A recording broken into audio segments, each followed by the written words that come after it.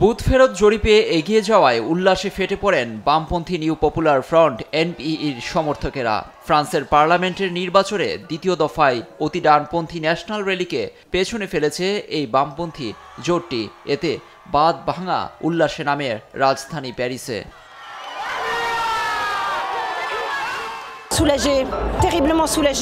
ফরাসি জনগণ অবশেষে সাড়া দিয়েছে, মানুষ জেগে উঠেছে, এটাই সবচেয়ে গুরুত্বপূর্ণ। মনে হচ্ছে আমার কাঁধ থেকে একটা বোঝা নেমে গেছে, আমরা এখন বুক ভরে শ্বাস নিতে পারবো।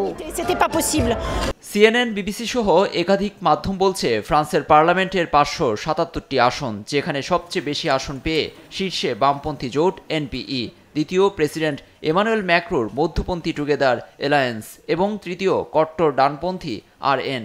যদিও প্রথম দফার ভোটে লেপেনের এই দলটি সবচেয়ে বেশি আসন পায়, পরাজয়ে হতাশা ব্যক্ত করেছেন আরএনের নেতা লেপেন।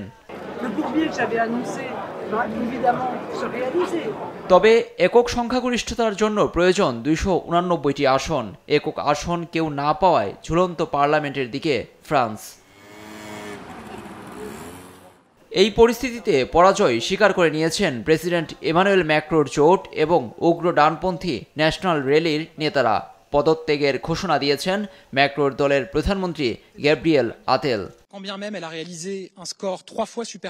সবচেয়ে বেশি আসন পাওয়ায় বামপন্থী নিউ পপুলার জোটকে সরকার গঠনের আহ্বান জানাতে প্রেসিডেন্ট ম্যাক্রোর প্রতি আহ্বান জানিয়েছেন এই দলটির নেতারা।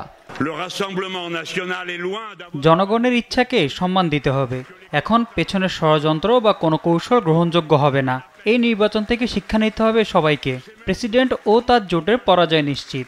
যত দ্রুত সম্ভব ম্যাক্রো তার ক্ষমতা বলে নিউ পপুলার ফ্রন্টকে সরকার গঠনে আহ্বান জানানো।